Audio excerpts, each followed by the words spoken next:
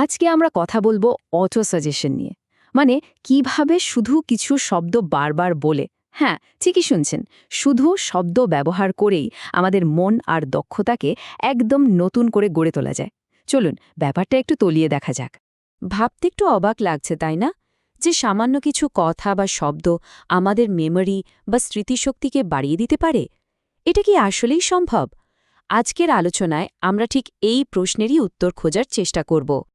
তো সবার আগে আমাদের একটা জিনিস বুঝতে হবে, আমরা সারাদিন মনে মনে নিজের সাথে যে কথা বলি, যেটাকে বলে সেলফ টক, সেটার কিন্তু একটা বিরাট প্রভাব আছে আমাদের ওপর।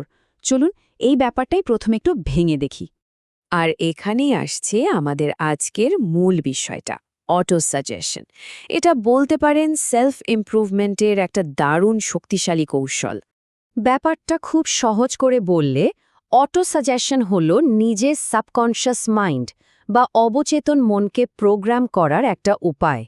এই অবচেতন মনটা অনেকটা কম্পিউটারের অপারেটিং সিস্টেমের মতো, যেটা আমাদের সব অভ্যাস, বিশ্বাস, আমাদের অটোমেটিক আচরণ এই সব কিছু নিয়ন্ত্রণ করে। তো যখন আমরা একটা কথা বারবার বলতে থাকি, তখন আমাদের সচেতন মনের যে দ্বিধা বা অবিশ্বাস, সেটাকে বাইপাস করে সরাসরি ওই মনের গভীরে, ওই অপারেটিং সিস্টেমে একটা নতুন কমান্ড বা প্রোগ্রাম ইনস্টল করে দেওয়া যায়। এটা কিন্তু শুধু থিওরির কথা না, সোর্সটাতে মেমোরি পাওয়ার বাড়ানোর জন্য একেবারে একটা হাতে কলমে উদাহরণ দেওয়া আছে। চলুন তো দেখি কি সেই পাওয়ারফুল বাক্যটা। একটু খেয়াল করে দেখুন বাক্যটা কি পরিমাণ ডিটেইলড আর পজিটিভ।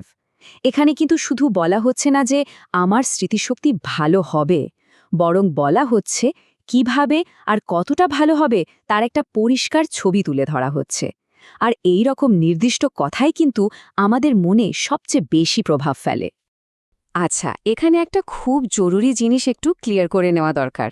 অনেকেই অটো সাজেশন আর অ্যাফার্মেশন এই দুটোকে এক করে ফেলেন, কিন্তু এদের মধ্যে কিন্তু একটা বেশ বড় পার্থক্য আছে। চলুন সেটাই এখন দেখি।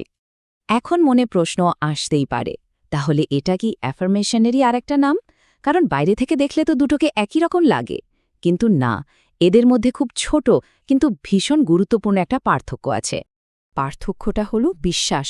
যখন কোনো কিছু বিশ্বাস না করেই একটা কথা বারবার বলা হয়, তখন সেটা হলো অটো সাজেশন।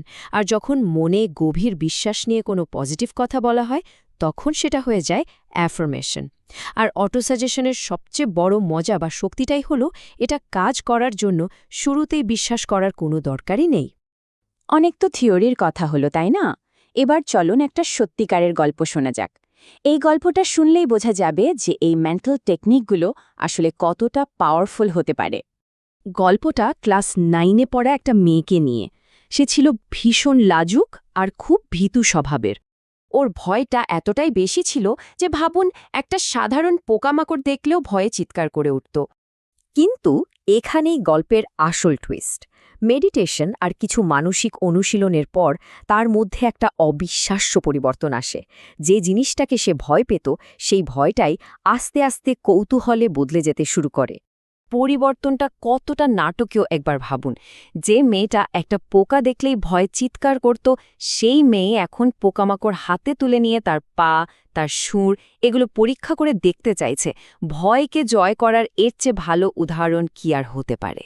সোর্সের এই একটা কথাই পুরো ঘটনাটাকে দারুণভাবে তুলে ধরে। এটা আমাদের দেখিয়ে দেয় যে ঠিকঠাক মেন্টাল প্র্যাকটিসের মাধ্যমে আমাদের ভেতরের সবচেয়ে গভীর ভয়কেও কিন্তু বদলে ফেলা সম্ভব। তাহলে এই পুরো আলোচনা থেকে আমরা ঠিক কি শিখলাম? চলুন সবচেয়ে জরুরি পয়েন্টগুলো একবার ঝালিয়ে নেওয়া যাক। প্রসেসটা কিন্তু একদম সহজ, মাত্র দুটো ধাপ। 1, নিজের জন্য একটা পজিটিভ বাক্য বেছে নিতে হবে।